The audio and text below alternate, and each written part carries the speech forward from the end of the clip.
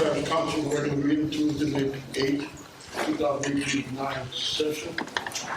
Roll call. Larry Sarafaru. Here. Kurt Beckman. Julia Rimonde. Here. Lennox Modair. Larry Schneider. Here. Michael Wright. Here. Morgan Paraloo. Here. Thomas Mallett. Here. Jacqueline Hotorn. Here. We do have a quorum. We stand for prayer, please.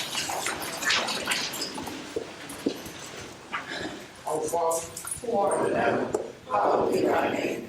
Thy kingdom come, thy will be done, on earth as it is in heaven. Give us this day our daily bread, and forgive us our trespasses, as we forgive those who trespass against us. And lead us not into temptation, but deliver us from evil. Amen. pledge allegiance. To the flag of the United States of America, and to the republic for which it stands, one nation, under God, indivisible, with liberty and justice for all.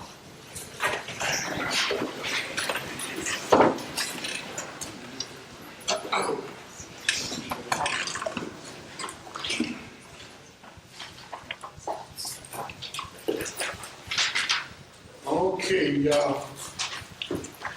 anyone have any comment you want to make on these agenda item? Any agenda item, you got 2 minutes. You may come forward at this time.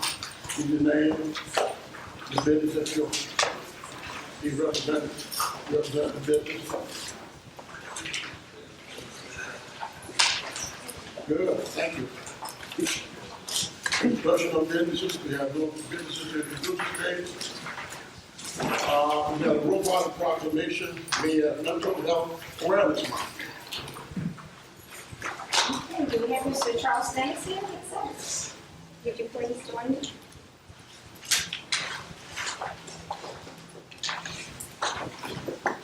Thank you for coming to accept this.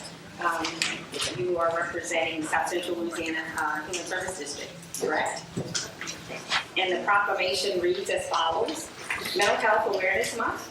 Whereas May is National Mental Health Awareness Month, a time to become more knowledgeable about mental health conditions and available services. And whereas mental health is essential to everyone's overall health and well-being. And whereas all Americans experience times of difficulty and stress in their lives and should feel comfortable in seeking help and support. And whereas there are millions of people, both young and old, living with the burden of mental health conditions, 1/2 of all chronic mental illnesses begins by the age of 14 and 3/4 by the age of 24. And whereas prevention is an effective way to reduce the burden of mental health conditions, diet, exercise, sleep, and stress management can help all Americans protect their health and well-being. And whereas with effective treatment, those individuals with mental health conditions can recover and lead full, productive lives. And whereas public education and civic activities can help improve the lives of individuals and families affected by mental illness. Now, therefore, I, Natalie Robottom, Parish President, in conjunction with St. John the Baptist Parish Council members, do hereby proclaim the month of May 2018 as Mental Health Awareness Month in St. John the Baptist Parish.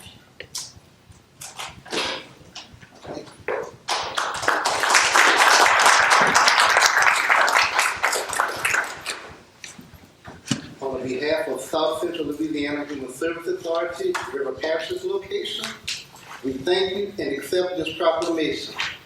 It is our hope that we continue this partnership as we continue to provide mental health and substance abuse treatment to the great residents of St. John Parish.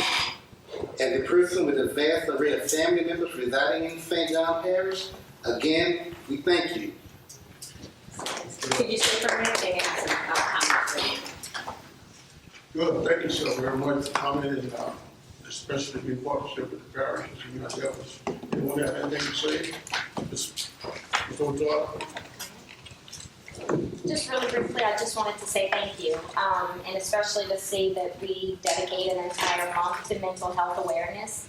It's something that often we don't think about it because you can't see it, many times. So it presents itself in a different way. But most of us, the majority of us, have experienced, whether it's through a friend or a family member, even personally, some type of mental health issue. So I think it's important that we do bring awareness to it. So thank you for your efforts and thank you for coming here. Thank you, Mr. Fowler. Thank you. Yeah, I'd like to thank you for all the work that you're doing. I think mental health is probably one of the most underfunded programs in the United States. I think we probably, for the United States, we probably fund part of par with Australia. And if you look at the population of the United States compared to theirs, it's a very neglected program. So thank you very much, sir. I appreciate it. Thank you, sir. Mr. Butler? I'm just echo what this, Ms. Hotar, Mr. Malik said, so I'm going to say thank you for all you do. Appreciate it. Right. Again, just thank you for all that you guys do. Reverend? Again, I just want to echo what the previous council members said. We do appreciate all the work you do for us. Thank you. Same here. I heard what they say. Congratulations. Mr. Rob? Job well done. Thanks for all the work that you do, and I hope that we can continue to reach out and touch people that really need to get the help at a young age. Thank you, guys. We went to dedication a couple of weeks ago, and the hospital. And mental health just does not stop the person that's got a mental problem. It kind of like a cascades itself out to people that's around those people that who have to take care of them, family members, people who deal with them every day. So mental health is a big issue. But if you notice, like you were saying earlier, we don't put enough money in it, but we are trying throughout the United States for sure. I know. If you look at television or radio, we're talking about mental health. Actually, it's a big push on it. You got a clinic and a hospital. So it's beginning to catch on. I think people noticing this now because the opioids and the opiates and opioids. We got plenty of business for you guys. So thank you and come in and I think this was something that the parish was Robert decided to do, and that was a real treat. Thank you. Well, again, thanks again, and I think my colleagues have addressed quite a bit of information. Obviously, we have a facility right next to us. We have a new behavior facility, and I think we're attempting to rid the stigma associated with accessing help. It's one thing to suffer in silence. It's another to access the help that is provided. As was stated before, clearly there's not enough services for all the people who need it. But the ones that are here, we need people to access what's available to them, their family members, to encourage them to embrace what's available to them so they can become or remain viable contributors to our community. So please share with the rest of your colleagues that we are very pleased, and thank you for taking your time to come and accept this. And I will do that. Thank you, sir. Again, thank you guys. Yes, sir. Now the robot proclamation made at Senior Citizen Month. We got a month, right? Is Mr. James Pierre here? Okay.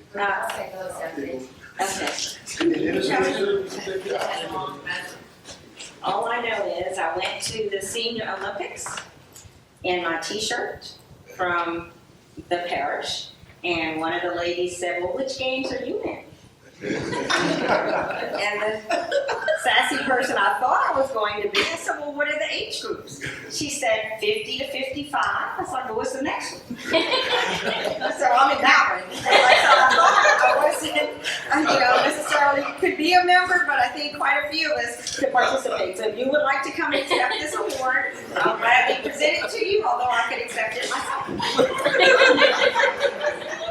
He's a senior. So. It's actually called National Older Americans Month. How about that? Older American one. Okay. Not old, older. Okay. And it reads, whereas St. John the Baptist Parish includes a thriving community of older Americans who deserve recognition for their contributions and sacrifices to ensure a better life for future generations. And whereas the Older Americans Act of 1965 has provided services that help older adults remain healthy and independent by connecting them to local resources, complementing existing medical and healthcare systems, helping prevent hospital readmissions, and supporting some of life's most basic needs, such as receiving nutritious meals. And whereas these programs also support family caregivers, address issues of exploitation, neglect, and abuse of older adults, and adapt services to the needs of Native American elders. And whereas we recognize the value of community engagement and service in helping older adults remain healthy and active. And whereas St. John the Baptist Parish is committed to helping all individuals live longer, healthier lives in the communities of their choice for as long as possible. Now, therefore, I, Natalie Robottom, Parish President, in conjunction with St. John the Baptist Parish Council members, do hereby proclaim the month of May 2018 as Older Americans Month and urge every resident to take time to celebrate older adults and the people who serve and support them. So thank you for accepting this. Ms. Parquette had another engagement that she couldn't come to receive it. Of course, we had the pleasure of opening our recent senior facility on the West Bank. We know they have activities on both sides of the river to keep them active, to keep them moving, to celebrate holidays, and of course it takes a special person to work with them. And I did have the opportunity to witness the seniors participate in Olympics at the gym. They had basketball and table tennis in St. John. They were in other parishes as well. Very competitive and fit and challenging. So I might get to participate in a couple of years. But we're just pleased to have you here to accept it. And of course, you know, we want to congratulate all of our staff that actually serves us. Good. Some more services. All right. It's a privilege and a pleasure to accept this proclamation for all of the senior citizens. All right. All the people. All the people. Thank you very much. Anyone got anything else myself for the senior citizen? I'm good. Good. Thank you. All right, we got one more. Let's have a roll call proclamation, public service recognition week. Yes, and Ms. Stacy Kadar will come in and accept this. We obviously are all public servants, so we definitely want to acknowledge this. But we also have public servants throughout, you know, our parish, the state, and the region, and across the country. So it's not specific to ours, but we definitely want to acknowledge and recognize our public servants. The Public Service Recognition Week is May 6th through the 12th, and the proclamation reads, whereas May 6th through 12th, 2018 is recognized as Public Service Recognition Week to show appreciation for the men and women who work as public servants. And whereas Americans are served each day by public servants at the federal, state, parish, and local levels and are rarely recognized for their value. And whereas many public servants, including military personnel, police officers, firefighters, parish workers, healthcare professionals, and others risk their lives each day in service to the people of the United States and around the world. And whereas public servants include teachers, doctors, and scientists, train conductors and astronauts, nurses and safety inspectors, laborers, computer technicians, and social workers, as well as countless other occupations. Day in and day out, they provide the diverse services needed by the American people with efficiency and integrity. And whereas without these public servants, at every level, continuity would be impossible in a democracy that regularly changes its leaders and elected officials. Now, therefore, I, Natalie Robottom, Parish President, in conjunction with St. John the Baptist Parish Council members, do hereby proclaim the week of May 6th through the 12th, 2018 as Public Service Recognition Week in St. John the Baptist Parish. Thank you.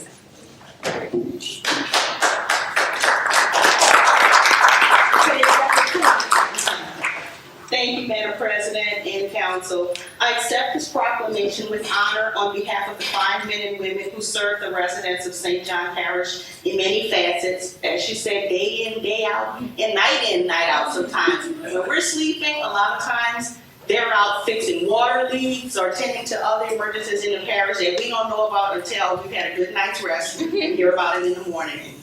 And I would be remiss if I didn't acknowledge that public employees often don't get the recognition and the gratitude that they so justly deserve. So along with you, I too say thank you to our employees and keep up the good work.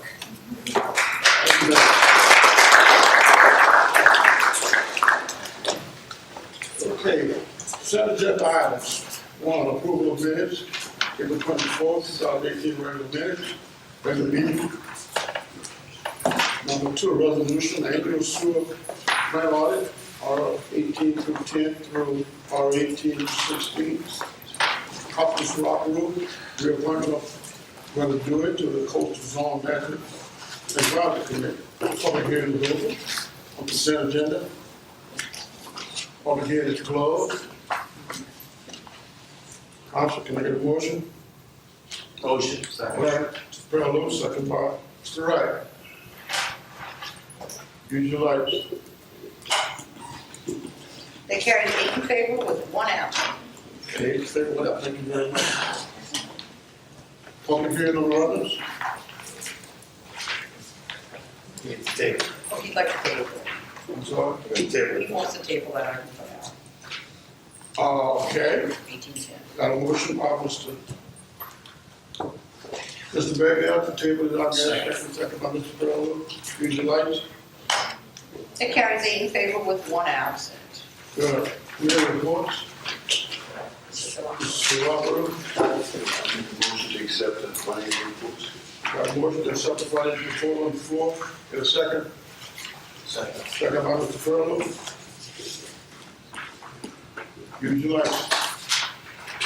That carries 8 in favor with 1 absent. Very good. In favor, 1 out. Thank you very much. Election officer, Constable Joe from River Parish Road Commission. I'm gonna table this item and leave the table. Mr. Walker got a motion to table this item. The second. You new business item? Yeah. Table that one? Okay. Table.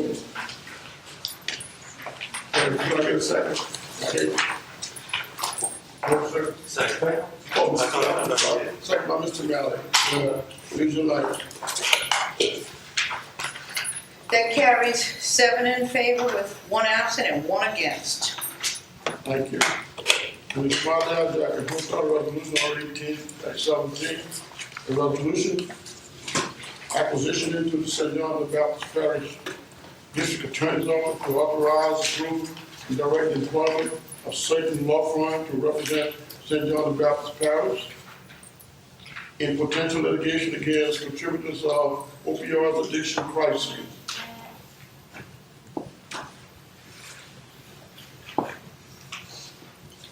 Okay, got it. Ms. Swinton. Yes, I'll offer the motion for resolution 18-17. A motion for resolution 18-17. Second. The second by Mr. Perlow. Good. Any questions on this? Yes, ma'am. I just have a quick comment, Chairman. This is just a follow-up to an item I believe that was held in executive session. I just want to thank the District Attorney's Office for working on this. I think opioid addiction is something just like mental health, something that has touched either someone that we know, very close family and friends. So appreciative of all of the hard work. Thank you for your support. Questions? Any other? I just got a question on this. Maybe somebody can answer it for me. Maybe you may be able to answer it for me. Is there a difference between opioid and opiates? I believe it's just a different type of the drug. It's the same family, but they come from the same family.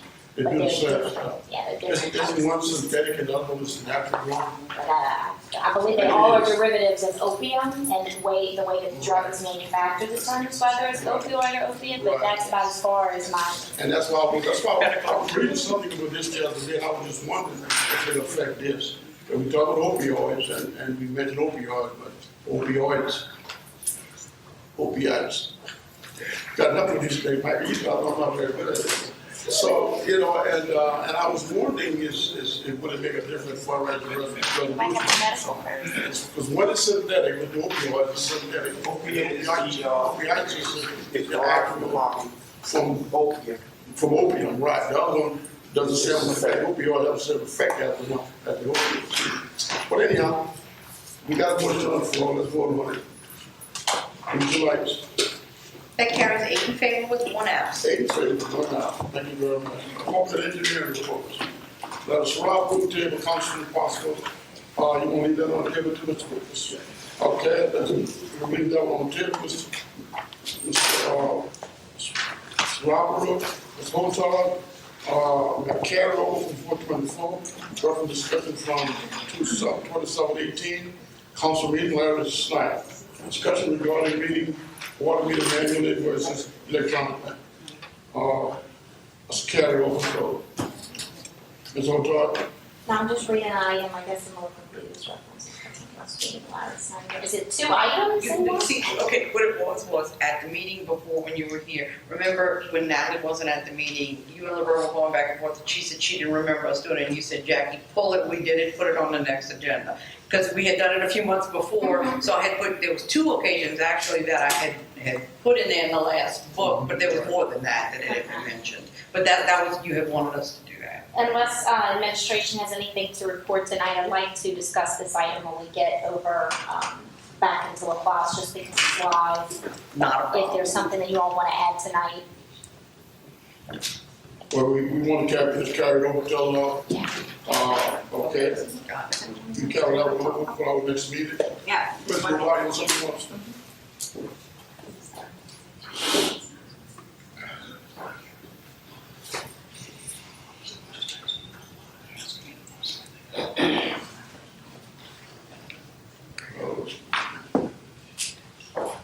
No. No. Later. No problem. All right, that document, Ms. Hotard, I will be carried over. Thank you. Mr. Furlow, it's carried over item 42418, reference discussion from 2/27/17. I'm sorry, carried over 424. Discussion regarding what is being done to remember the situation of the effluent pump discharging and flowing into the Haydale Canal from River Road plant. Administration. Yes, sir. Thank you, Chairman. Yes, the department currently has 2 projects underway to alleviate this type of issue that occurs primarily during the rain events. The first project is the oxidation pond, which I think Councilman Stratford has seen progress of. It's roughly 50 to 60% complete. We're expecting to try to get to substantial completion by the end of this year. There's a substantial amount of work left to be done, but we're certainly making significant progress.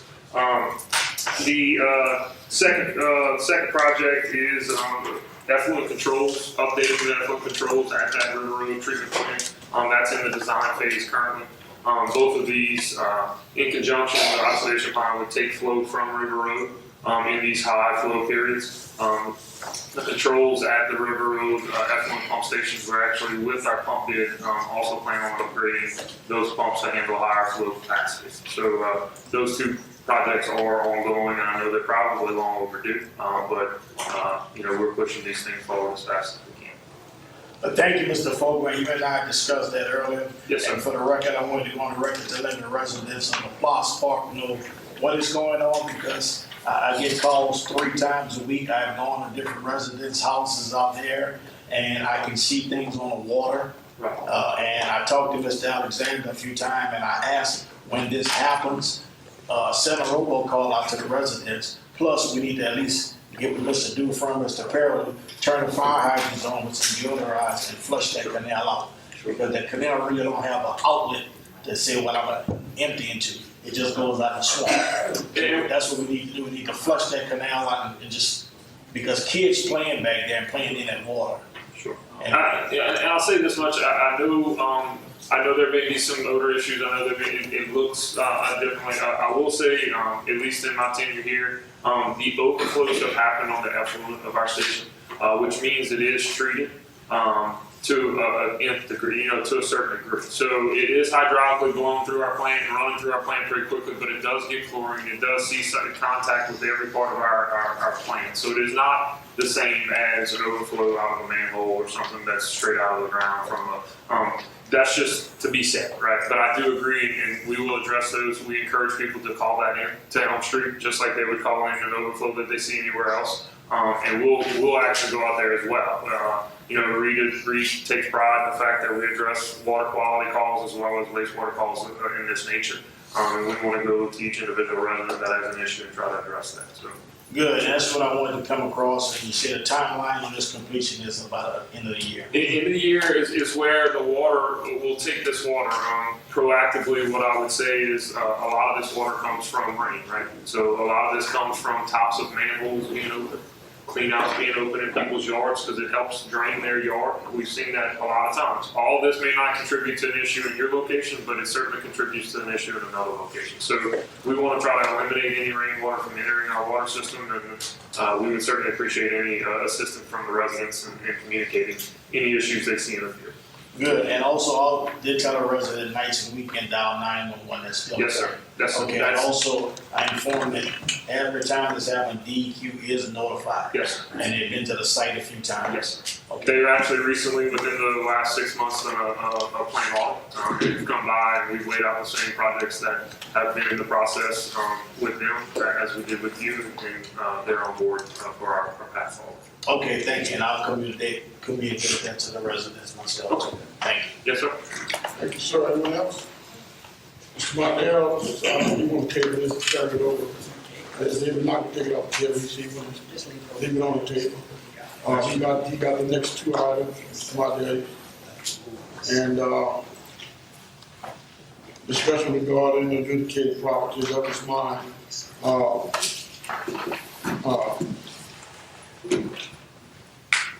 And I do want to discuss that. It was just a discussion. I'm sure my you can hold a stick from me. I'll give the finance chair. With that. I think you can tell them. It doesn't matter, I can handle myself. Anyhow, I will discuss this with the district attorney office, and just so happened I was watching something on my telephone. I forgot what it was. And this guy said, "How do you get some property with no money being broke?" And this was a guy who was homeless, you know, and he kind of explained how he got some property.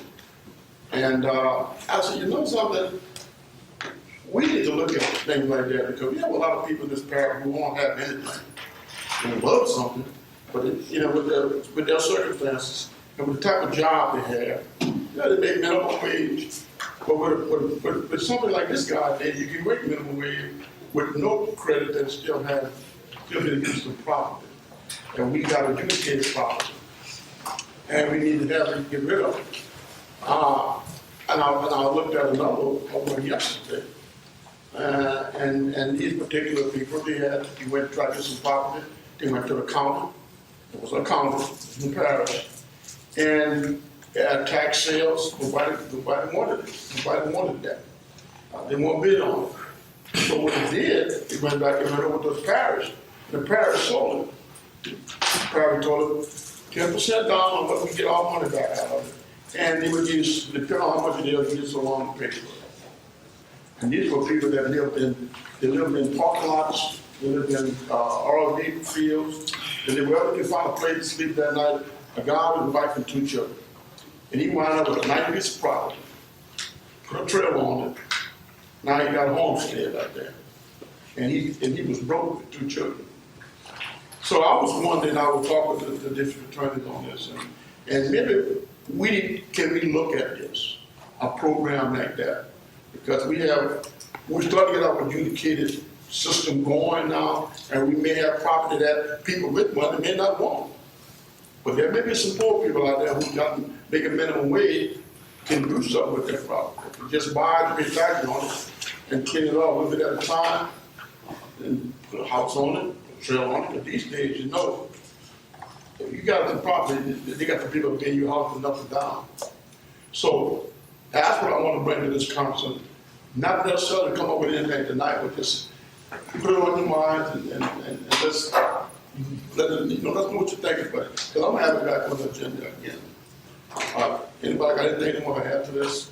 Yeah. Robert? I think that's a fantastic idea, Mr. Snyder. Of course, we have, I think over 4,000 people that's on the list for the housing authority that are looking for a place to live. But if we have all this adjudicated property that's here, and we have a program set up with the DA's office to get rid of, put it back in commerce, and why not look at some nonprofits? And I don't expect to have a full discussion tonight on this particular topic, but there are people that are doing things, in that manner.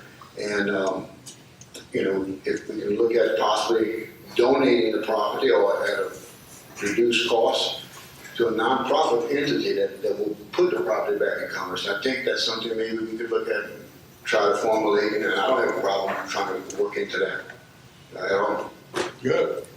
Anyone ever got any ideas?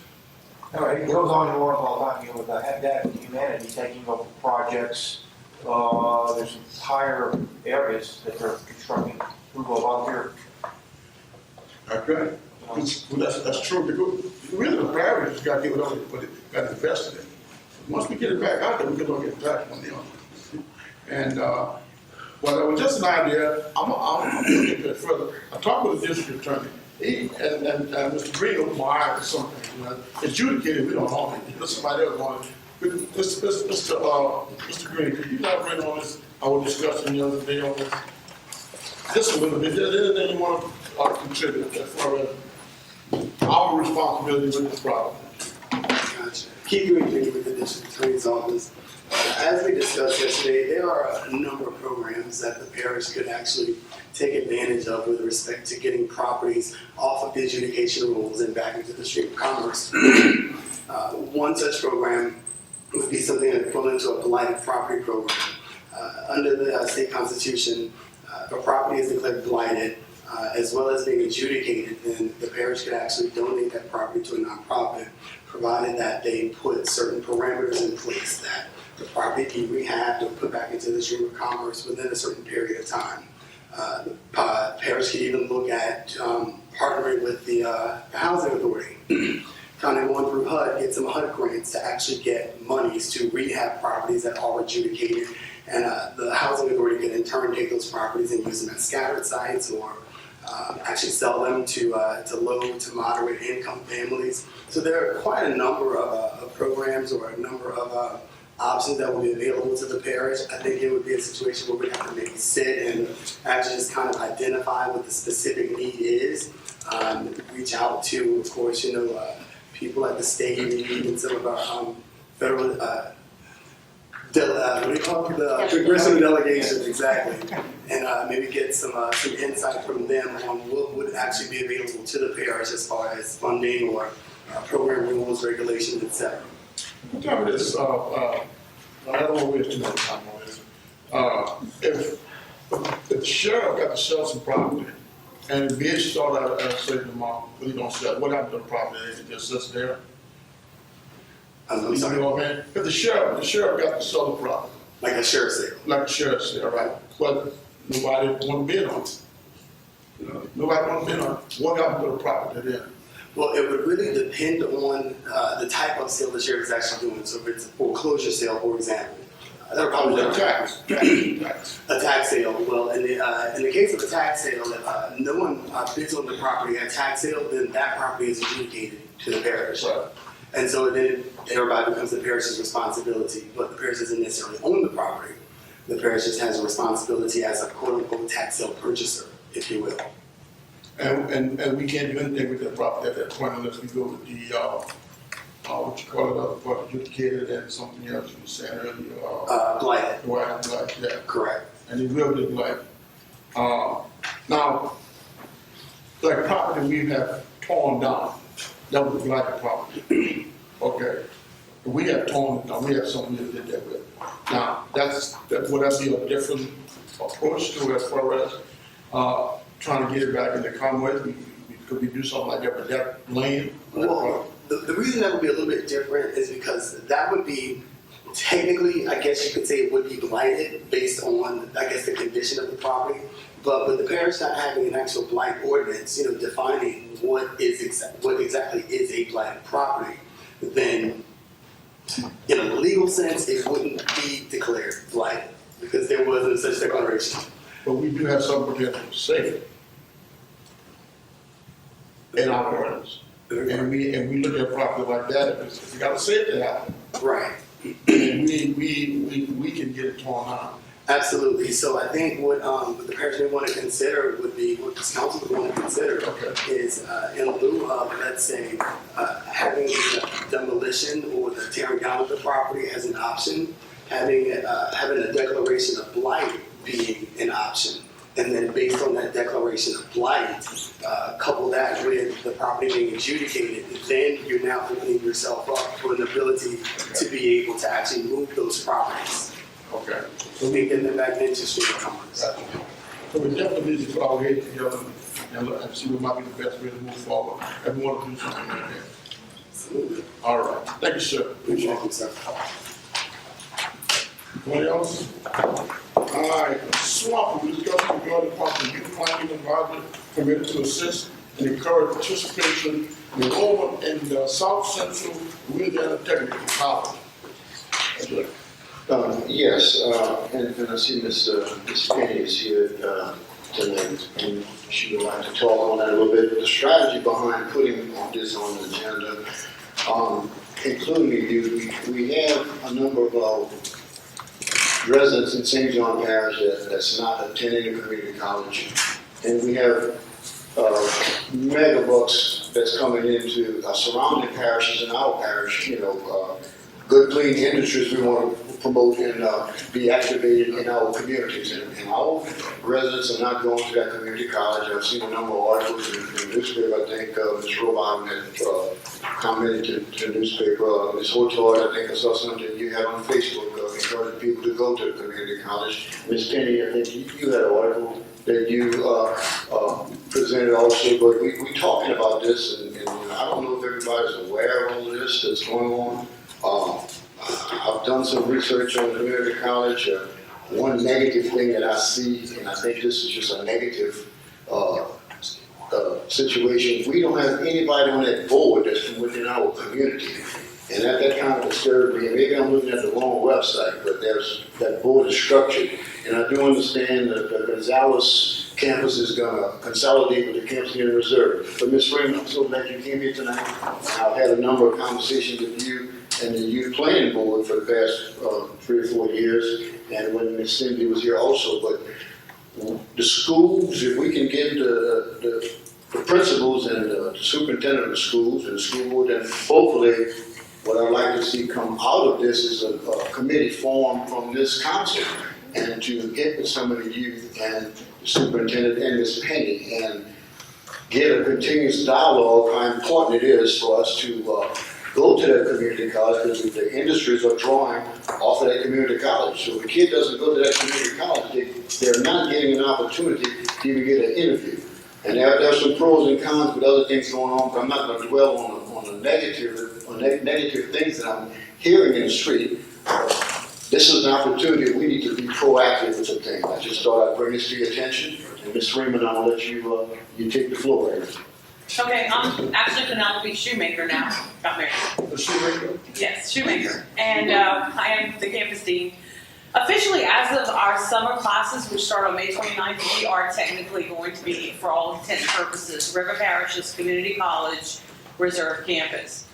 And what that really means to the community is that we now will offer all those community college classes for credit that we couldn't offer before. So along with our technical programs, which we have 10 of, that are pretty successful on their own, we now will offer the Louisiana transfer degree. So students can actually come to our campus, get their associate's degree, and then transfer to LSU, Grambling, Southern. Any public university in the state of Louisiana will accept our degrees.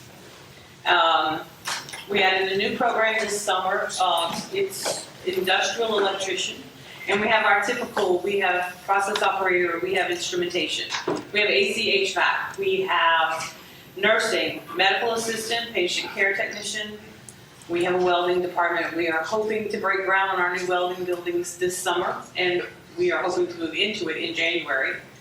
All of our programs are flourishing. We're full. We really are. The question has always been, only 30% of my students come from St. John Parish. And I get a lot of flack from industry who wants to hire local. And when they say local, at Marathon, they mean St. John. Okay? So I've been working the last year or two trying to find the answer to get St. John residents more interested in coming to the community college. Again, we get a lot of students from Jefferson, Ponchatoula. I mean, they come from everywhere. We have students who drive in from Thibodeau. So it's not, I don't think it's the programs or the college, and I don't know exactly what it is. And we're working on it from a lot of different directions. There's a big push right now to try to get to the influencers, if you will, the parents and the grandparents, the people who will help the children decide after high school where they're going to go. We've recently been spending a lot of time with Mr. George, and the school systems have done a lot of presentations in PTA. We're starting a summer program this summer. We started it last summer. We're going to extend it into this summer. It looks like we have quite a bit of interest. So the interest is building slowly. I think it's just going to take a collaborative effort, everybody. And one of the things I'd like to point out is, if you read my article in the newspaper recently, it said, you know, the VOTEC grew into a technical college and is now a full-grown community college. We got to stop saying VOTEC. We have to. There's no such thing anymore. Nowhere. Not here. So we have to start saying community college. We have to get used to it. It's a full-fledged community college with all the bells and whistles. All the degrees are going to transfer to any state university. So that's part of it. You know, changing that mindset.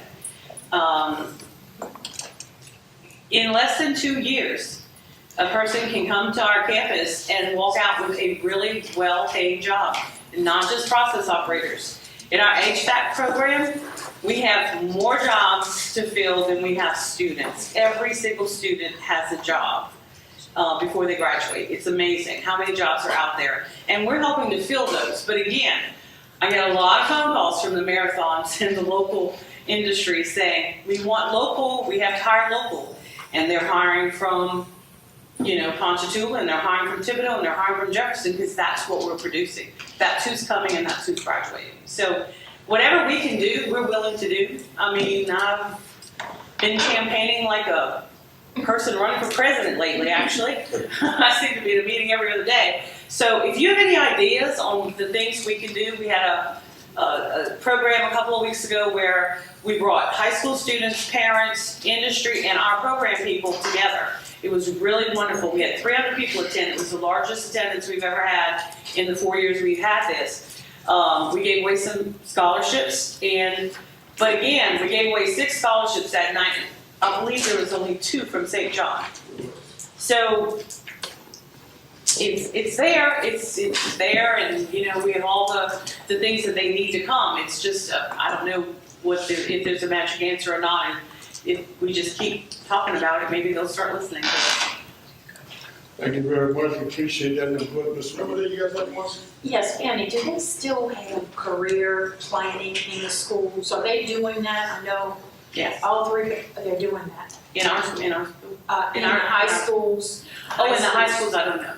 I have career paths, that's what the I know there was a freshmen gap have. at one time, so I'm assuming they still do. Yes. Okay. We do a lot of dual enrollment with St. Charles, and we do a fair amount with St. James. Now, we just brought St. John into the fold, and it looks like we're going to have a banner fall semester with dual enrollment. That was a big part of it, is to get the students into the classes. Because you can actually start college in 9th grade and have all those credits done. So you are almost there by the time you are ready to graduate from high school. You don't have a lot left to do.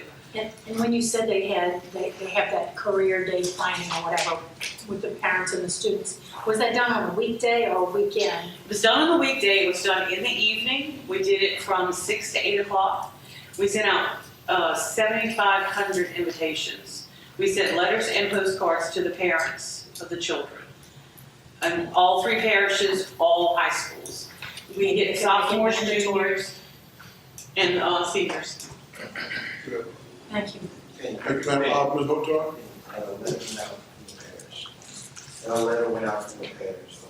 Yes, we publicize it quite heavily. Shell pays for this particular program each year, and the parish did a lot of things on their website to get the word out. The Chamber of Commerce came with us and tried to get the word out. So the more outlets we have to get the word out, I think is important. But again, forget about VOTEC. It's a community college. It's real. It's not your mama's VOTEC anymore. Why not? Because it's better. You make more money. I know with that. Thank you. Penelope, yes, thanks for coming tonight. I think you're on the right path with, meeting with Kevin George. I mean, the superintendent, the schools, they're the key to have access to the students. Obviously we can put information out and we do, but giving you all the access that you need to their students, you're on the right track with that. I do know, and I'm sure they have it at both of the high schools, but they do start a career track in 9th grade where they kind of declare whether they want to be on a health or, science type thing, and, they put them on these career tracks. So the conversation is had with students at an early point, 9th grade, probably sooner. But that would be something that I would really try and not that you haven't, because you said in the discussion with Kevin George, that's the best thing, is really cultivating those relationships, even with the counselors. They see students probably more often than the teachers. When the students go to the counselor, hey, I'm not really sure. Should I, venture off and take, a class like this? I'm not really sure about what I would like to do, when I leave here. So I think that's a good start. What I did recently was we had a meeting with the students who were juniors going into senior year. This all happened within the last 2 weeks. Then we met with the counselors, and then I went to a PTA meeting and met with parents. So we kind of hit all the cycles that we could. We offered some more scholarships that we had left over from career links. So, we're working it. We are working it.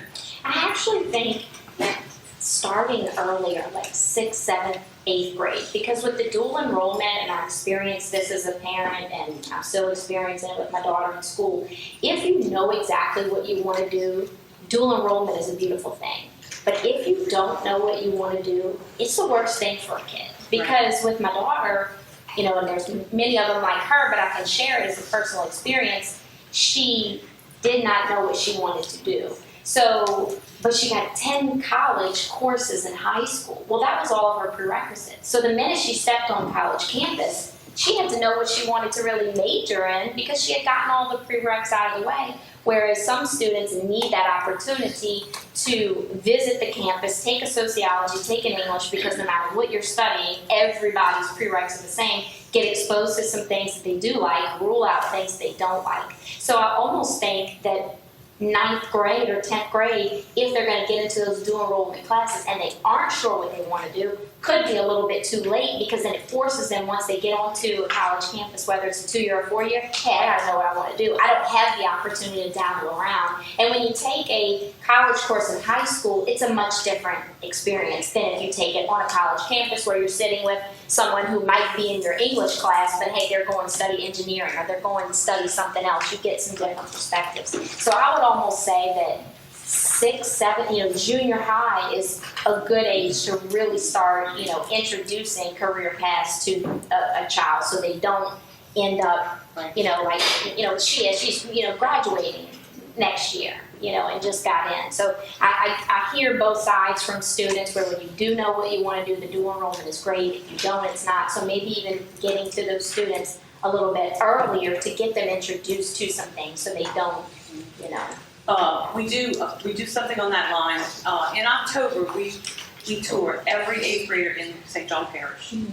Basically from Monday through Thursday for the entire month of October, we have 8th graders on our campus. We show them all the different departments and the different programs that we have. So we do that. They do have to declare in 9th grade whether they're going to go jumpstart or, career or technical, whatever. So yeah, you do have to start a little earlier. The good thing I think that's going to happen right now is with the new dual enrollment, we've not only finally worked out a plan with St. John Parish to do more dual enrollment, but to bus them to our campus. So the difference is going to be they're not taking the classes in their classrooms the way they do in St. Charles and St. James. They're actually going to come, so they're going to take those English and biology classes on our campus with college students, which will give them a whole different perspective of college life, because for that 3 hours a week, they're going to have to be responsible adults and handle their college classes. So that, I think, is going to help a lot. It's going to give them a much better sense of what college is like, rather than just going to Ms. Jones's English class in the back. Yeah, I think it's going to be better for them. So Well, that's definitely good to hear, because like I said, you'll sit next to other students who are in that prerequisite with you, who may be studying something different, and they introduce you to something that you hadn't considered as a career path. So I'm definitely glad to hear all that. I'm so excited about it just being River Parish Community College. I agree with you. The stigma of VOTAC, it's that you can only go there and learn how to, be, I don't know. Welder. Yeah, right. But you can actually get, a 2-year degree or in one of those good paying jobs, a good career path. And if you're in the 2LT, I believe it's what it's called, you can transfer that entire 2 years into a 4-year. Yeah, So sure. even if there's a financial concern, you can live at home, go right there to school, get those 2 years, and then transfer every class into a 4-year program, and it'll cost you so much less, and you will have been able to live at home. So from an affordability standpoint, that would be something to get the parents interested. Exactly. But the dual enrollment, shortening the time, that kind of thing, that would be more with the kids. But I'm glad to hear that we're starting them earlier. Yeah. Mr. Swell. Yes, ma'am, what's the cost, what would it cost if you're on a 2-year program, what's the cost? I'm going to quote you SCL cost because we haven't switched over yet, and I'm not that familiar with RPCC's cost sheets yet. But for a 2-year program in PTAC, it was right at $10,000 for the full thing, the whole 2 years. And do we have any of the industries that are giving scholarships? Absolutely. We have some great programs right now. We have 19 students on our campus under Dow's apprenticeships. Dow is not only paying their tuition and books and fees, they're paying them 40 hours a week. The student comes to class 12 to 15 hours a week, spends the rest of the time, some of the time in the plant actually working with the crew, and then they give them paid time to study and things like that. It's a fantastic program. Marathon's working on a big internship project right now. A lot of industries are getting really into the apprenticeships and the internships. We get some decent dollars for scholarships. Marathon typically will give us about $15,000 a year. We get a little smaller scholarships throughout the year from smaller companies like Bayou Steel and ArcelorMittal. We have a Dean's Luncheon in October where we actually raise the money for scholarships that go to all the different programs. So scholarship money's there, it's available. Anyone else? I got a couple of questions. Yeah, I had a question. Oh, you got a question? Yeah, I did. I was referring to, because Ms. Freeman, I don't know what else that we can do, because a council committee ain't gonna do no better than you doing. You're doing everything that I commented on already and told Mrs. Sarako you're doing. I'm running fast as I You're meeting with can. the superintendent, you're meeting with the school board members, you're meeting with the counselors, you're meeting with the principals, you're meeting at the PTA meeting. I don't know what a council committee is gonna do. You're doing it all. I can't just grab the hand and say, bring it to the school. They're offering scholarships. I even suggest a few industries offer scholarships to the River Parish College. The only thing I can see now more is just advertise on Facebook, Observatory, Government Channel, River Parish College, River Parish College. Get that into the head. It's a college. That's the only thing I And can you know, see. that's a great idea because I don't have any budget for marketing, so there you go. Yeah, we Do some marketing for us, That's that would all be we great. can do. We typically don't have that kind of money for budgeting for that type of thing. I get a billboard on airline every once in a while, but typically we don't have those kinds of funds for that, so. Sure. Anyone else? Yes. So, yes, ma'am. So you don't have any vocational curriculums back there? Whereas I could learn how to be a carpenter or mechanic or a P-Tech. We have all the, well. In the condensed time, 2 months, 6 weeks, I can't something do like welder that. in 6 weeks. 6 months. You get what you pay for. I don't know if you want a welder or a job in 6 months, but I mean, you know. Now, I will tell you this. I'm certainly open to, we do a lot of workforce development. We do a lot of training programs for industry and for other groups. So we do have workforce training that is condensed. So I'm not going to say 6 weeks, but we could probably put together some kind of condensed version of something to possibly get someone interested on a contractor level, maybe a laborer kind of thing or something like that. But if you think about it, our AC program has 400 hours of electricity. Those people have EPA certifications when they finish. You just can't do that in 6 weeks or 6 months. It takes long. Do you guys, for college graduates, in an expedited program if you come in with a degree? There is a 16-week program for P-Tech operators if they come in with if they have their bachelor's already. If they have all their prereqs in STEM, then we have that. It's offered in the summertime, and it is. And that wasn't that popular. Right, they didn't take advantage of that. We had one class, and then we couldn't fill it again. RPCC does do it in the summertime. They seem to get enough students interested to do it. So we certainly, if we had enough students, we would certainly offer it. But the problem with that program is this. It's every day, all day long, because it's so condensed. So literally, you have to not be able to work. So if you have a wife who's supporting the household, you can go to P-Tech school real fast and get it done. Most people don't have that luxury. They have to work. They can't come to school all day, work a night job, and then come back all day. It's a very intense course if it's going to be short like that. Why? We have a problem getting people in there. And one of the reasons why they're $10,000, I guarantee that's one of the reasons after 2 years. That's one of the reasons why we get to go to production technician. I'm going to be honest with you, how I feel about this is I can get a high school student that got a C average and take him in a plant to learn a job in 6 months. You need to do it in 6 months. And you can be productive, working a job with certification. You know, when we talk about 2 years and a lot of money, we're trying to find ways to get our kids in school. Okay, we're trying to find a way to get them in school. I took a course back there. That's how I brought that up for the hotel. I took an academic refrigeration course. While I was working that job, I took the course. And I didn't work in it. Now, probably a lot of things have changed in it now. So I guess, but it's still academic refrigeration. It all do the same thing, compression and vaporization. And that's what it's all about. If you look at our income level in St. John the Baptist Parish, especially in the older areas of it, it's not very high. And when you got to take $5,000 or $10,000, you know, to come out and send a kid to Vortex school, saying Vortex, I'm sorry, community college, it's a lot of money. Now, but I didn't know that was one of the issues. I didn't know it was that expensive to go there. Well, do you know what LSU costs? Well, I understand that. But here's the thing: 90% of our students are on financial aid.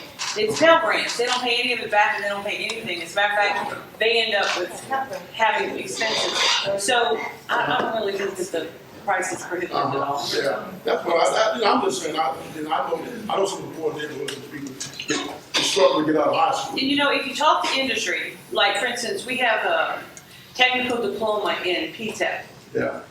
They're not interested in hiring technical diplomas. They just don't want them. They want somebody who's been well trained, who can run that unit and do the job. Our P-Tech operators have to run a methanol unit for 16 weeks before they graduate. They have to power it up, run it, power it down. They have to be able to troubleshoot issues. I mean, we put out some really fantastic students. When our students graduate, they know the jobs. They can go on the job and actually do the work. These are not just paper diplomas. Yeah. These are really well-trained people. So I know some of them. I wish I could do it in 6 months, but can't do it in 6 months. Don't see it happen. I got it. Anyone else got a question? Just one more comment with what you said about the tuition, and I think it's more about educating the parents.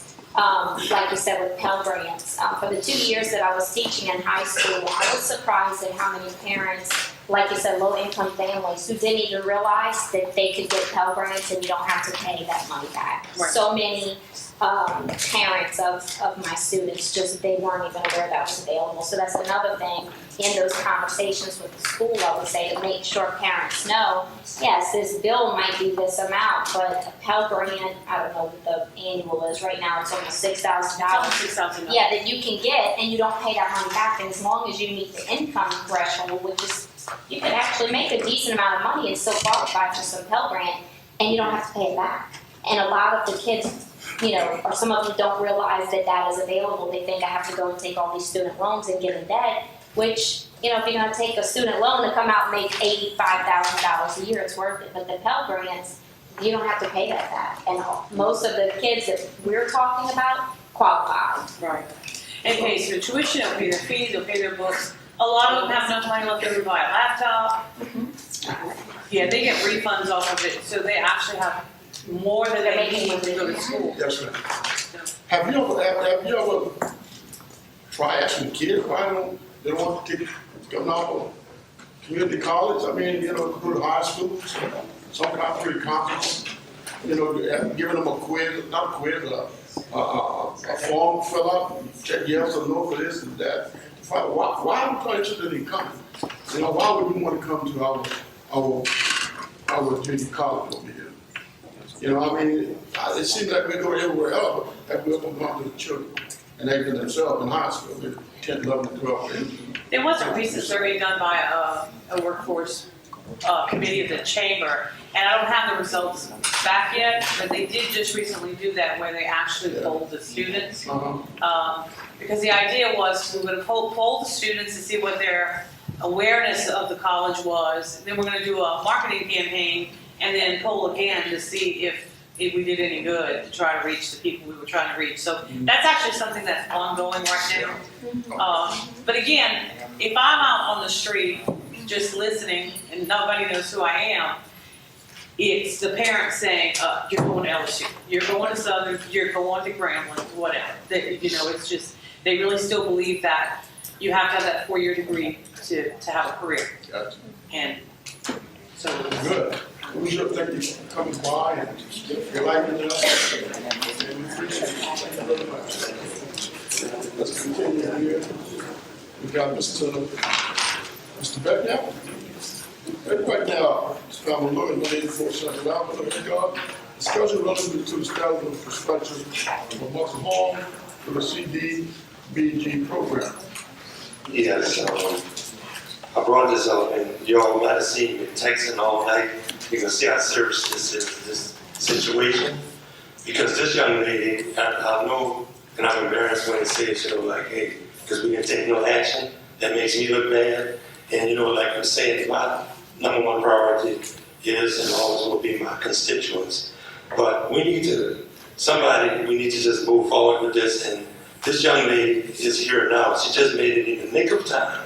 Her mother's a stroke victim, and y'all gonna see what's going on. I mean, I understand that we gotta review this, review that, or whatever. But these people have been waiting since November. And you know what that lady called me last week and asked me? Councilman, when I'm gonna get in my house, you think I just asked the Lord to let me live to see my house. And you see, we keep making these decisions that we didn't take it off the table or we didn't discuss it. And 5-6 months going down the line, that lady house should have been constructed since January or February, according to that contract. Now I'm gonna let her come up and tell you all her story. We need to hear what these people are going through. And we need to get our act together as a council. Like I said, I'm not taking sides. I respect the DA's office. I respect the administration. But doggone, it's something got to get done. Now, Pamela, I'm going to ask you to come up and explain what's going on. Actually, she had to leave her mother by herself. I hope somebody's over there right now. Good evening. Good evening. I'm here on behalf of my mother, What's your name? Pamela Lewis. On behalf of my mother, Miss Bertha Lewis. We have been through the ringer. I have, not my mom, because she's disabled with stroke. Running back and forth, getting paperwork. FEMA, they asked us if we had any money from FEMA, which was $2,000. The roof was off the trailer. We fixed that. The inside, well, they rained the inside. They had a thing came out with Friends of Charity, Pastor Bernard. They came out, they cut pieces of it. When they pulled it down, it was molded. They left the rest of it inside. In her room, instead of gutting it out, they cut a piece out. So they put a board there. It's just molded behind there. She's on a breathing machine right now because of that. As a matter of fact, I'm here because she was awarded a grant for $117,500. I've been through the hurdle. Yes, we had a property problem. We got that straight, which was since September last year. Everywhere I go to Royal Engineer, they send me to Metro. Metro send me to the Parish. I went to the Parish office, asked to speak to Natalie, they tell me she's out of office. I have called, nobody calling me back, nobody giving me an answer. All I wanna know, we got dumpsters in our yard that been there since January. We living out of a pod. I have to go in the street, get somebody every night to come put my mom in bed. The lifter is in the pod because they told us we was moving. She's sleeping on the sofa because there's no bed in the home. Because they told us we was moving. We haven't moved yet. We have no answer.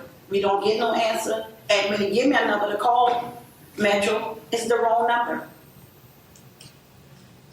So all I'm here to find out is, will she get that house built? How soon will she get it built? Or if she's not gonna get it built, and if she's not gonna get the grant that the governor give her, come on, get that pot out our yard, get that dumpster out the yard, and I can take my mom's stuff, but in there and start all over so she can get a better living. Well, we appreciate you coming, appreciate you putting that on the agenda.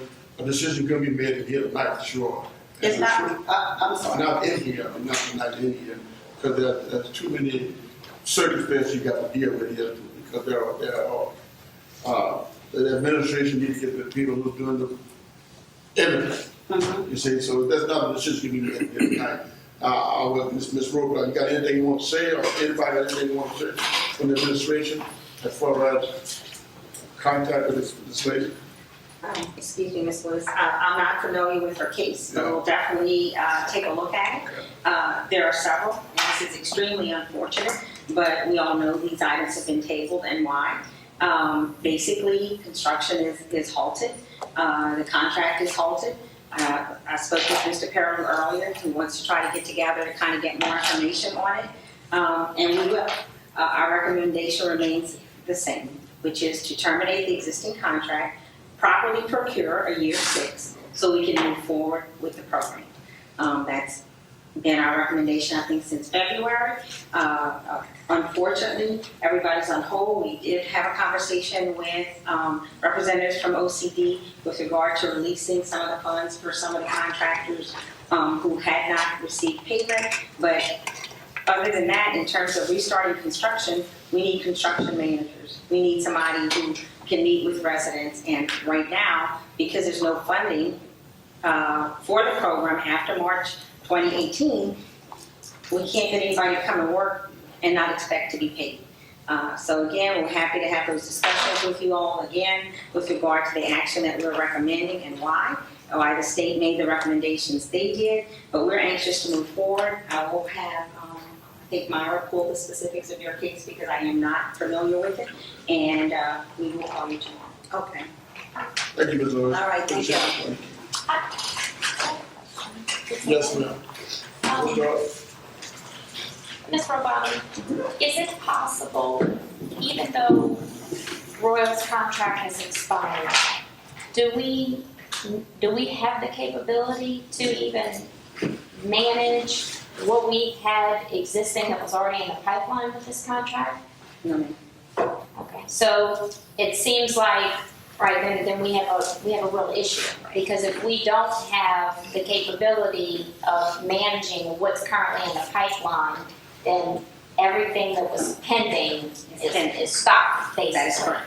And the only way to start it would be to either manage it ourselves or procure another manager. That's correct. And there are, obviously different parts of the program. There's one part that's moving forward, the demolition and clearance that did not require any additional assistance. But management of a construction rehab program requires meetings and notaries and legal and a lot of, inspections and, bids, all kinds of things that occur throughout the process in completing a project.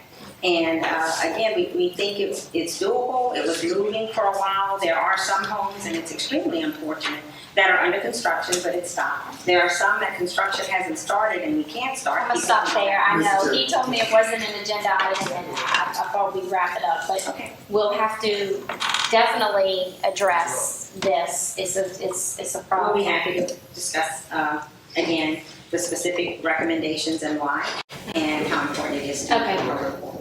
All right, okay, you got a question? Yes, Council, I know this was an agenda item, any kind of, we can waiver this agenda at this time. This is a very hardship situation that we're dealing with, and we have probably a lot of hardships that's sitting out there waiting right now on a list, just like my mother right now. I think Ms. Robotham already said that she gonna contact Ms. Lewis tomorrow or look at this situation when she gets abreast of what's going on. So let's leave it at that for right now. Let me just say. She just said, Ms. Robotham. Yeah, I just want to thank the young lady for coming. Yes, okay. All right, and I'd like to thank Ms. Lewis for coming, appreciate you bringing that. I'll talk to you tomorrow. All right. Okay. Okay, we got Mr. Beckdale, Mr. Swallow. Yeah, on that issue. 3 and 5 Council Drive, On that issue, Mr. Johnson that came to my job and visited me, I contacted Alex and they had a meeting, him and Alex had a meeting. So I don't see him here, so I guess whatever they discussed, it must be okay so far. Well, yeah, right now, because he's not here, and I know you say he had a productive meeting with Alex, just like. Okay, thank you, we took it off the agenda then. Mr. Martel not here, but discussion regarding preparation for mosquito season. He's not here, but he said we can go on and discuss this. Got Mr. Parker this year, and he's our mosquito. Yep, my name is actually Sam Steins, but I'm Steve couldn't be here, that's fine. You know, it happens at work all the time, I don't even know how it happens. I believe Steve had, he drafted this, and I think you all may have gotten a copy already. Oh, you did? Okay, great. Thank you so much. Yeah, I wanted to talk about preparations. I thought I would begin by recapping 2017. We had dispatched over 500 trucks throughout the active season, which was a total of 7,700 miles of spray. We applied over 31 million square feet of biolarvicide. So if you analyze that, that's about 700 football fields of applying this biolarvicide to kill and injure mosquitoes. We had 101 requests for service, which I believe is a little low, and I'm going to kind of promote people to call us if they have a problem, if they're getting bit, or they see a possible immature larva spot, some water that's standing or containers.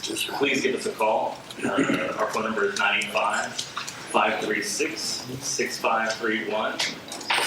That's 985-536-6531. Or they can access, leave us a request on our website, which is mosquitocs.com. And we'll be happy to go out and check out any kind of problem that they're having, or at least dispatch a truck if they need, if that's what they're requesting. But we're there to work for them. We had 8 positive mosquito samples out of 1,150 that we submitted to LSU last year. 6 of them happened during the active mosquito time, during the summer months, but we had 2 that came in the winter months, mid-December, which is a good illustration that we need to keep our guard up. Even though it's getting cooler, we still need to wear a product to prevent a repellent to prevent mosquitoes from biting us. Stay active in our yards by policing our own properties and dumping in containers and those type of things. 2018 season preparations, we've done a lot. First, we've replaced some of our equipment. We've brought in 4 new trucks, replacing those 4 of the 8. We actively upgraded our barrier treatment machine. This is a machine that takes up all the space in the back of the truck, and it's a big piece of agriculture equipment that we use to spray repellents around sporting events or Andouille Festival or those type of things. We have, it now is able to spray a larvicide, and it's a powder larvicide. And the reason why we did this is to prevent, if we have a Zika case or we have a case of chikungunya, we can apply this larvicide into the back of people's properties. So this is to mimic what was done in Miami-Dade, Florida. And we actually had one of the people that developed it come up and work an argument. And so it's all calibrated and all ready to go. And we've been doing tests, but we may use it for encephalitis if we have one of these positives, just trying to see if it works and actively use this machine. So we're excited about that. We're currently upgrading our tracking system. We hired a developer, computer developer, to come in, and our system's becoming antiquated. It still works. You can still see where we sprayed, what time we sprayed. It still actively alters the spray coming out the back of the truck based on how fast you're driving, but we wanted more. We still leave a lot to the drivers. The drivers have to physically turn off the machine if we come up a hypersensitive resident or if there's a beekeeper. This will automatically turn the machine off. It'll indicate the direction that the driver needs to go for the most optimal spray path, and so we don't miss streets. That still happens on accident sometimes, and we want to kind of prevent that from happening. So we're excited about that also. Our season was delayed because of the cooler weather into March. A lot of the mosquitoes stayed in diapause or they stayed in suspended development. This is not the case now. They're in full force. We have all of our trucks on the road. We sprayed through the weekend. It's active right now. We're still not seeing the heavy population of container breeders, but we still want to put out the message that people need to police their yards and help us by helping themselves by dumping containers as small as a bottle cap that may contain water to prevent some of these mosquitoes from biting them. We hired a new inspector from St. John Parish. We have 10 employees from St. John currently working at that facility. We also hired 3 more scientists, one from Mississippi State who is an urban entomologist, a doctorate from Tulane who is in public health, and then we were lucky to, the smartest of them all doesn't have a entomology degree, but she came from the Audubon Insectarium, and she's just incredible. So she can identify basically any bug out there, and she's wonderful. And the good thing is she's good at, we keep these populations of mosquitoes, so she's helping the biologists raise these mosquitoes, and we efficacy test them for our chemicals. And she's got new methods of doing that. So you raise the mosquitoes and we try to kill them? Yeah, we do that in St. Charles Parish, so don't worry. They get loose.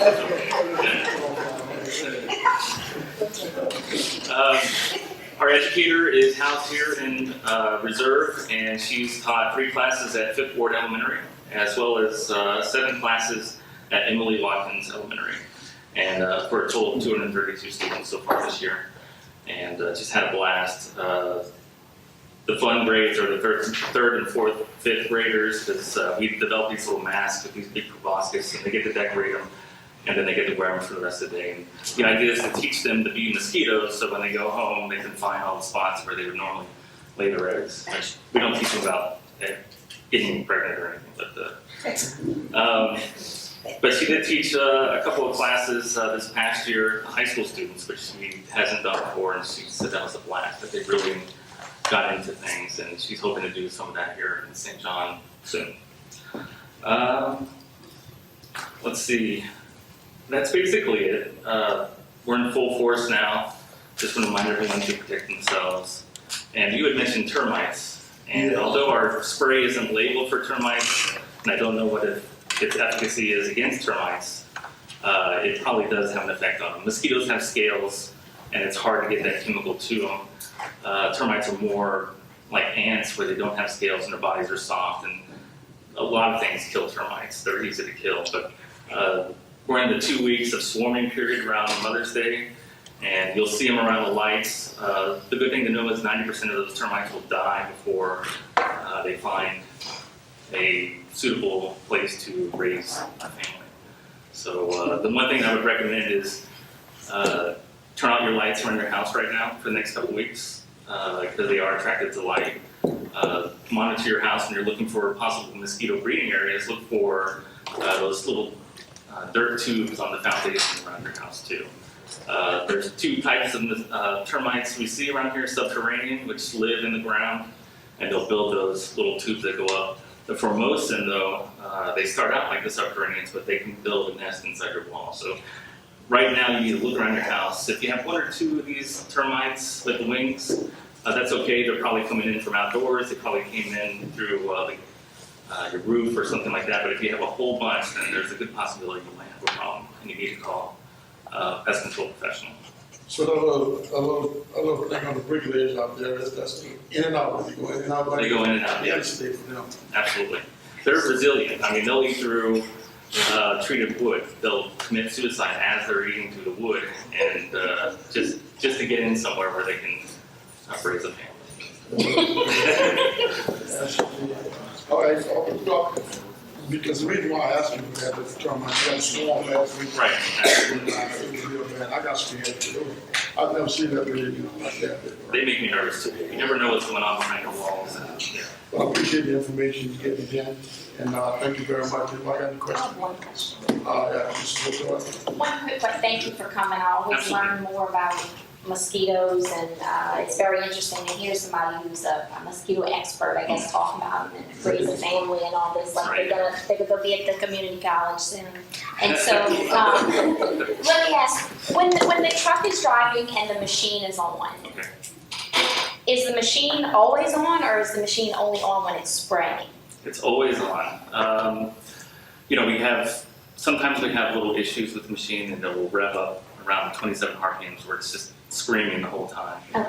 But the machine, when it's working properly, it'll rev down to about 1,700 RPMs. So it'll be at a low hum kind of. Okay, because we do get that call. The truck drove by, the machine was on, Right. but there was nothing coming out. And so I said, That's well, true. maybe the machine just runs all the time. And I said that to someone. They said, no, it's not like that. So I said, okay, I'm gonna. It does. And the way we've calibrated the machine is it puts out 10 ounces a minute at a certain droplet. So we find that putting out a number of droplets at a certain size does better than, say, just a little bit of droplets at a higher active ingredient. So we like to hit them with more shots with the shotgun rather than hitting them with just cannonballs.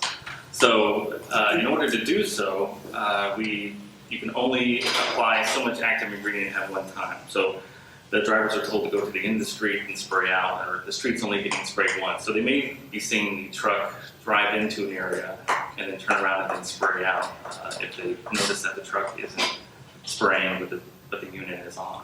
If that makes any sense. Is there a way to only have them, is it better to have it just running at all times, whether it's spraying or not? Or would it be better on the machine to only have it running when it's spraying and have the driver turn it off? Is it something from a switch inside the vehicle, or is it? It is, yeah, and it's easier on the driver. It's almost instantaneous when you flip the switch on, or it's actually controlled by GPS, so when you go over 2 miles an hour, the unit will automatically rev up, unless they're driving to the back of a cul-de-sac and then spraying out, then they'll turn it off and then turn it on. But for ease, it's easier to leave it on all the time. Okay, I'm just thinking from a public perception, and I witnessed it recently too, and so I said, well, it just drove by and the machine's on, but nothing's coming out. So it does give the perception, and I'll just say this from, a council member, especially with social media, you get beat up on social media over it, because the first thing they say is they drove in front of my house, even if the truck had just gone by and sprayed, but it was that minute that the customer came outside to put the garbage out. The minute they came out to check the mail, and you drive by with the machine on and nothing spraying out, we say, what am I paying this $1.50 for? I'm just saying from a public relations kind of thing, I almost think it would be better to only have it running when it's actively spraying, because then it doesn't give the message to the resident, oh, it's just driving by and not spraying anything, because that goes straight to social media, and then someone else says, well, I saw that. And just like me, they don't really know, well, the machine's going to be on whether it's spraying or not. That's true. And that's something that maybe we can look into doing. Oftentimes, too, if we're spraying a surface quest, if someone calls in with a complaint about mosquitoes biting at dusk, then we need to send a truck out there. But there might be a more important area over here. We'll have that truck dispatched just to hit that street or 2 neighboring streets until we can get back to that area. And it's probably doing the same thing, and it's probably, and so people think, oh, they're just driving by just to make the sound, they're not spraying anything. That is the word. I would change that. I would not we can do look that. into that. Absolutely. Okay. Thank you, Mr. Thank you. Thanks for that. I appreciate you coming and giving us that information. Absolutely. Thank you so much. Okay, we have one item to do on executive session.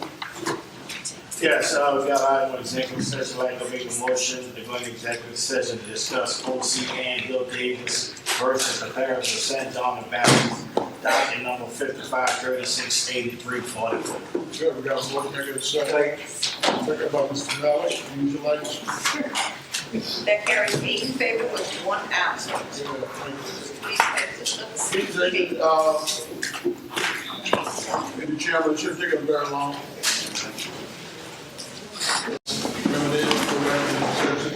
Use your lights. That carries 8 in favor with 1 absent. Good, 8 in favor, 1 absent. As far as the executive session, we have one thing came out of the executive session. The roll call. Thank you, Chairman Snyder. And actually, it was a good thing. I'll offer a motion to authorize the council to settle O.C. and Hill Davis for St. John the Baptist Parish, docket number 553-68344 in the amount of $6,737.38, which includes court costs and is lower than the amount we originally authorized to settle the suit. And that'll be my motion. Good. Sir, can I get a second? Second. Mr. Mallett, second on Mr. Mallett. Use your lights. That carries 8 in favor with 1 absent. Good, good. Okay, next on the agenda is introduction of ordinance, and now let's second.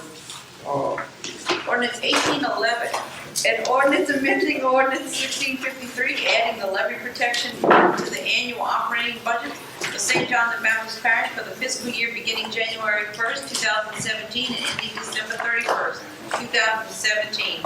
Ordinance 1812, an ordinance amending ordinance 1761 relative to the annual operating budget for the St. John the Baptist Parish General Fund, Animals Shelter, ARC, Communications District, Community Center, Criminal Court, Department of Health and Human Services, Economic Development, Office of Fire Services, Health Unit, IE Gustav, CDBG, Hurricane Isaac, Juvenile Detention, Public Safety, Public Works, Recreation, Sales Tax District, Senior Citizens, Streetlights, Mosquito Abatement, Wastewater, Utilities, Parish-wide Construction, 2009, 2010, 2014, and 2015 bond issues, and the 2015 sales tax bond for the fiscal year beginning January 1st, 2017, and ending December 31st, 2017.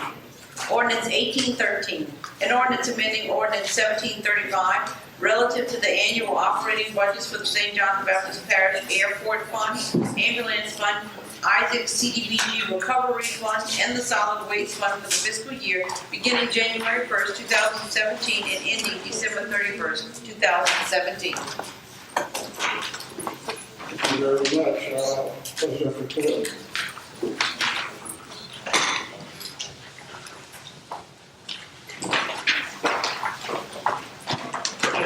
Everyone. First of all, I'd like to congratulate our new neighbors to the east of us, Mayor Control, Sheriff Marlon Guzman, and the rest of the council and other elected officials. As we know, what happens in Orleans affects all of us. We're part of the Orleans region, and we definitely want them to be successful. I'd like to thank the Voodoo Boat Club for the opportunity to kick off the International Model Boat Association 2018 Gas Nationals that were held at the Reserve Airport retention pond. I'm not sure if any of you had the opportunity to visit, but it is something very exciting to see. I think some of the folks who were at aviation actually got to go and visit over the weekend. And again, it's something that's not done often. It's done here. I think it was the 10th anniversary. So of course we are very glad to have that partnership. There were people here from 20 states and 4 countries. In my conversations with them, they were frequent in our restaurants and places within our parish. So again, that's an economic driver, and those $2,000 minimum boats were traveling at speeds up to 100 miles an hour. That is something to see. I'd like to congratulate guys with goals who helped with the 2nd annual Aviation Awareness Day. It was held at the Executive Airport, South Louisiana.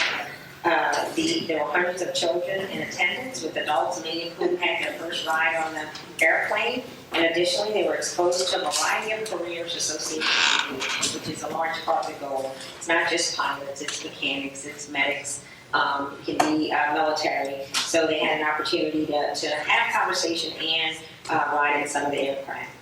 It is Economic Development Week, and there are a host of activities taking place for the remainder of the week. There was an activity last night to kick off the week. It was at Petra's and we had great turnout, great presentations from business owners here as well as Michael Heck with GNOE. And of course, it was a partnership with the Chamber. I think Jerry and his staff and everybody who worked to make it a success. We do encourage you all to participate in the rest of the week's activities. Tomorrow, Wednesday, May 9th, A Taste of Tourism is 6:30 p.m. to 8:30 p.m. at Belterre Country Club. Thursday, May 10th, a night of networking, 6 o'clock p.m. to 9 p.m. at the St. John Theater and Reserve. Friday, May 11th, Port of South Louisiana breakfast, 8:30 a.m. to 9:30 a.m. at the Guest House and Reserve. And we do ask that you RSVP to Economic Development so they can get a good count. Again, we encourage you, support our local businesses, find out more about economic development in the area during this very special week, and of course, encourage as many people as possible to at least go to one of the events. The National Weather Service is proclaiming the week of May 6th through 12th as National Hurricane Preparedness Week, and residents are urged to plan for the start of hurricane season, which officially begins on June 1st. Families are encouraged to use the week to discuss emergency plans, review their insurance policies, and update their emergency supplies. We encourage them to visit sjbparish.com for more tips on how to prepare this season. Earlier this evening, a hurricane preparedness meeting was held here on the West Bank, and there will be another one on May 30th at 5:30 p.m. at Regala Gym and Reserve. Public safety officials will be on hand to provide a refresher on hurricane preparedness and recovery and ensure residents have the proper information to get ready for the upcoming hurricane season. We did have a presentation from Quaylen Murphy who suggests that hurricane season will be slightly more active than previously. So again, we've been, it's hit or miss. We don't know what we're going to get. It only takes one, and that's the recurring theme. So it's very important that everyone makes the necessary preparation. Opening day for the 2018 baseball season will be held at Regala Park this Friday, May 11th at 6 p.m. Thanks to all the parish staff, volunteers, and parents who helped make the basketball season a success, and we look forward to baseball season. St. John will be partnering with the 40th Judicial District Children and Youth Service Planning Board and Prevention Committee to host its annual fishing camp. The event is Saturday, May 19th from 8 a.m. to 2 o'clock p.m. at the Bonnie Carey Spillway, and it's free to youth ages 8 to 15. To register, volunteer, or donate, please contact Mr. Burnell Charles at 504-570-4885. I'd also like to wish all the mothers, my mother will be here, Happy Mother's Day, and hope all of you enjoy a great time with your families this weekend. Thank you. Okay, well, come on the council break. Yes, sir. Yes, I'd like to thank the South Louisiana Port Commission and the airport and the aviation crew and all the support people that came out to have the air show that they did. The kids were very excited. A lot of parents were excited to ride. I didn't ride the plane, but my granddaughter did. Had good food and music and beverages. Also the speed boats, I didn't make it into that arena, but I could see from where I was parked at. I looked at it and another function to attend. And also I'd like to thank Mr. Jerry Jones and the Economic Development team and the people that came out and hosted the job fair today. I went and made around over there, and I had some jambalaya. Jerry didn't eat all the jambalaya, so some jambalaya. It was very well set up and structured, and I think the people, the businesses that came there they were accommodated very well by Jerry and his staff. And also I'd like to thank the Recreation Department, Gary and his group for accommodating Jerry. And thank you all very much, and happy Mother's Day to all the mothers in the nation. Thank you. Yes, I'd like to say congratulations to my St. John boys baseball team as well as the girls on a successful season, and I'd like to wish everyone a happy Mother's Day. Thank you. I just wanted to wish all the mothers a happy Mother's Day this weekend. Thank you. Right. Thank you. I'd like to do the same. I'd like to wish a happy Mother's Day to all the mothers. Thank you. I'd just like to say, yes, congratulations to the staff that put the aviation together. It was very well attended. The kids enjoyed themselves. I did also. I wanted to ride the jet, but they wouldn't put me on the jet. So I said, I don't get another plane. So I didn't ride no plane. But it was a lot of fun for the kids. Also, Jerry, you did a fantastic job. You and your staff for promoting Economic Development Week, the function last night. That Chasson McCormick did a good job as mistress of ceremony, so it was good. And I know the rest of the events, I can't make them all, but I know something last night, I bet it was, and the rest of the week will be good. To the residents of New Era, I did talk to Atmos Gas, Mr. Carl Weber. He's gave me some information on what's happening in the neighborhood. He will address it. From my understanding, Miller Construction is doing gas lines, but they are hiring contractors to do the cement or lawn. So it's not Miller who's going to do everything. So I did contact Mr. Weber. Bailey, thank you for the information, and she is here. She's gone, okay. Other than that, let's see what I have here. Oh, happy Mother's Day to all the mothers. Hope you all have a great Mother's Day. Yeah, I'd like to congratulate Paul Green on all the hard work that he put out. When you take a look at the Aviation Awareness Day, you consider this only the second annual. It's pretty phenomenal what he's been able to do. This is May, and every May the same thing happens. So we have a whole bunch of young kids are graduating from middle to high school, from high school to college. And congratulations, especially to the class of 2018, all those young folks that will be graduating, and also to my son, who's going to get a degree in chemistry, a minor in forensics, and minor in criminal justice. Have no idea if there's anything above organic chemistry, but yeah, with that. So, but there's a number of achievements, as well as another private colleague of mine whose son was admitted to law school upon graduating from college. So congratulations to him as well. And happy Mother's Day to everyone. Thank you. I'd also like to wish everyone a happy Mother's Day. And my mother, she lives in Canada, so she doesn't watch this, although I don't think she would probably tune in anyway. I'd also like to congratulate the cast of Little Mermaid and Beauty and the Beast. The cast lists are out. We are going to have 2 great shows this summer, and to have 2 Disney plays. I never realized this because I was never involved with theater until my daughter did, but it is so expensive to put on a Disney play. Like, you have to pay for the rights and all this other stuff. So to know that we have 2, it's going to be just a great summer. I also would like to send some congratulations. She's been kind of hush over there tonight, but to our parish president, who crossed the burning sands, as they say, and she is now a member of, is it Delta Sigma Theta sorority. So she had been a little missing in action a little bit, and so I said, well, now, you know, we understand why. So congratulations, it's a great experience.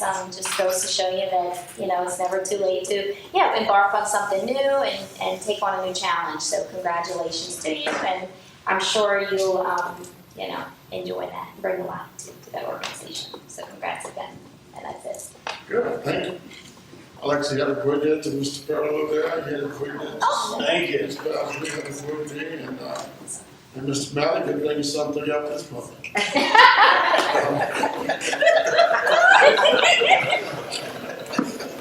Well, you know.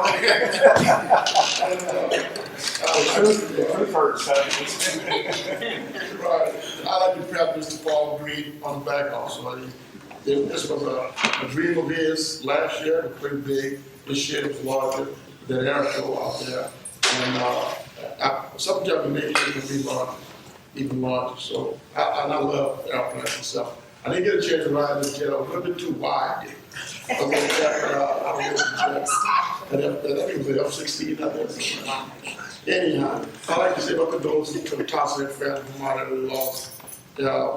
One of the men stayed there. Some of them were real well, Thompson, and they lost them up.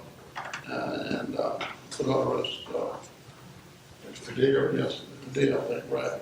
And happy Mother's Day to all the mothers out there, and, enjoy, take care of them, take them out to lunch, but don't lose out on your steak. I did, can I get a motion? Motion by Mr. Carol, second by Mr. Rice. Mr. Rice. That carries each favor with one absent.